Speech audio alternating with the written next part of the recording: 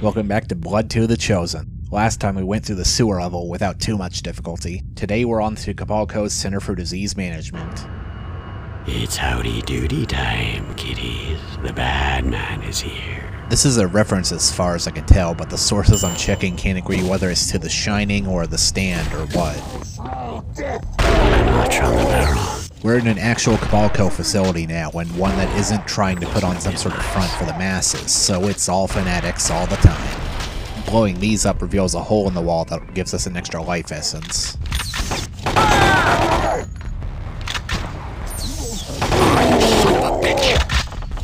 There's plenty of scientists running around too, so we won't be hurting too much for health in a pinch.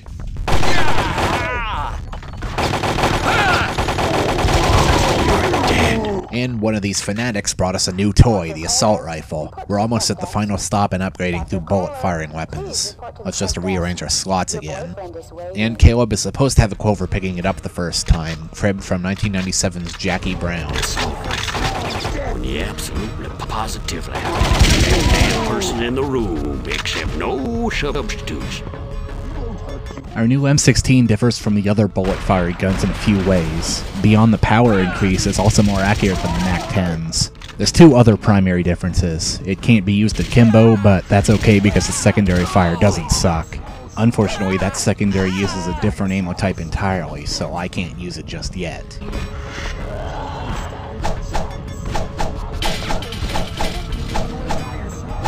These are some fucking sturdy lockers. Anyway, this isn't the way to go, so we'll head on down the other way. Dr. Vanderfort, please report to the dead section. We have a bleeder in need of attention. Bleeder must have been my handiwork. Much like the subway train we started the game in, there's a whole bunch of messages over the PA system for this level. Most of them are references to various developers who worked on the game, including the message we just heard for lead level designer Bill Vandervoort, one for concept artist Eric Kohler, another for AI engineer Scott Schlegel, and one for head artist Kevin Killstrom. Well, that's one way to open somebody up, but not nearly. No, please, no. Our fun is right. No, please, no. He does have a point, his way's much faster. And more fun, too. And now that that's properly demonstrated, let's pause for another moment to take a look at another screenshot, or scream shot, from the development of the level. Like the museum, the level architecture and overall look seems to have been settled on relatively early. The main thing to note is the slightly different model for the pistol. We'll break open these lockers and grab a medkit. This could be useful, but unfortunately after my third time playing through the level in 2 days, I sort of forgot to use it when I needed it. You're dead. And since it was brought up in the Something Awful thread, let's show off one more thing fanatics can do.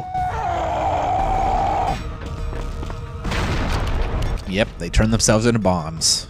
Neat stuff, just don't get close when they do it. Please be advised, we have an intruder on level 3 who's armed and extremely dangerous. Please do not approach this man under any circumstances. In fact, run as fast as you can in the opposite direction. Thank you and have a nice night. Good note, I'll let that announcer live if I find him. Anyway, that fan was running in the path of a conveyor belt. Now that it's off, we can head back to the start of the level and crawl along that belt to get to the rest of the level.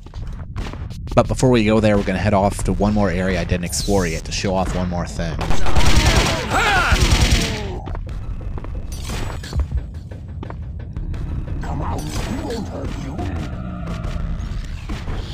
We're going to take on a Shikari with the M16. It's still not all that effective. I'm not sure whether I've just a bad shot or the game's wonky headshot mechanics are fucking me over particularly hard today.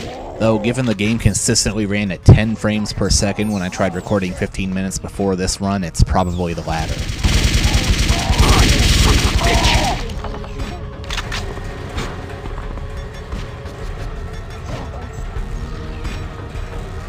I don't know what this stuff is, but it's corrosive. There's a life seed on the other side of this pond, but it's not worth it in the slightest.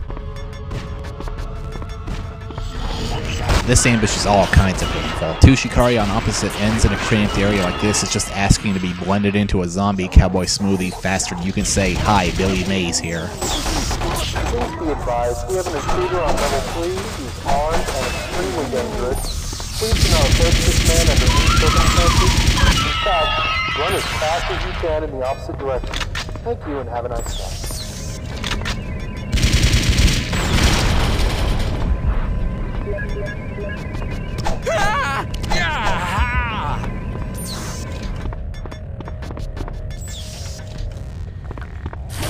Whoa, new gun already. Say hello to the TWX-59 Tesla cannon, the 4th generation of a now 100-year-old design. Let's test it out on someone.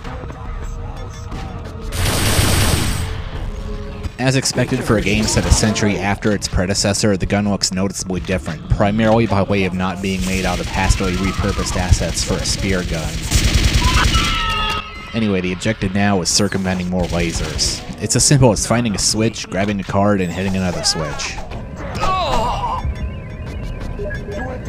That's the first part.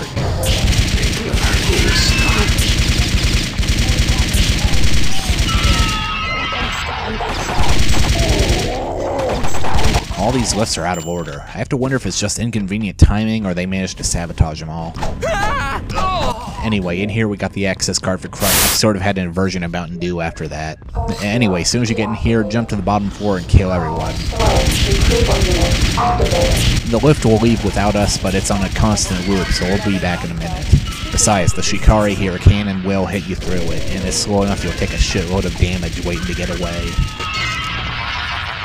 There's some goodies in here anyway. Some armor if the soul drudges aren't playing nice on dropping it, and you can also clear out a few of these meat lockers. The two on the left don't do much for you, but if you take out the one on the right, he drops another life seed. Now just wait a little longer and the lift returns to take us to the next part of the level.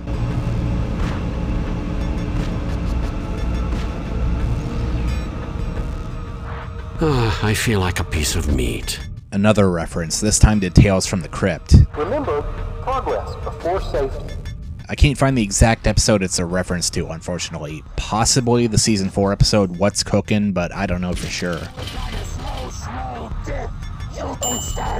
Last stop is finding an express elevator. The fun thing about the Fanatic's suicide bomb ability is that once they start on it, even killing them normally still causes them to explode.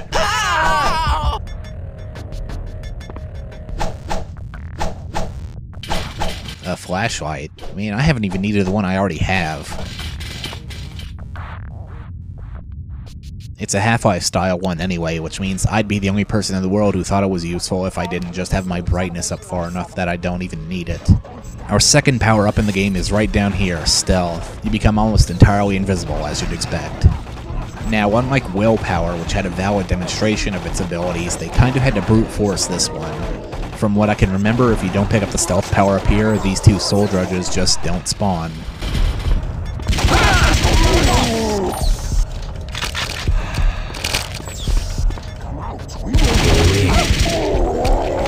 We found the express elevator, but it's locked down, and the door next to it is also locked.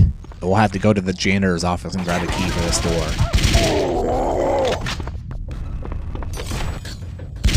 And in this locker, we get another Tesla cannon. Then once we grab the key, another Shikari spawns.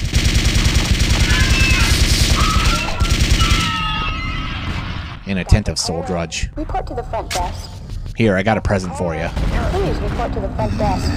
Your boyfriend is waiting. This seems like a good opportunity to try the Tesla cannon on it, but it's not. The projectiles still have splash damage, so the instant that Shikari tries to jump on your head, you're gonna kill yourself with it. No, please, no. Here we go. The keycard's right here on this desk. Surprisingly easy to overlook, actually. Nothing in these lockers, unfortunately. Maybe the janitor was planning something like what I'm doing now. Well, with the keycard, the elevator works now. Next time, we're moving on up to the east side, or however that song went. I'll see you there.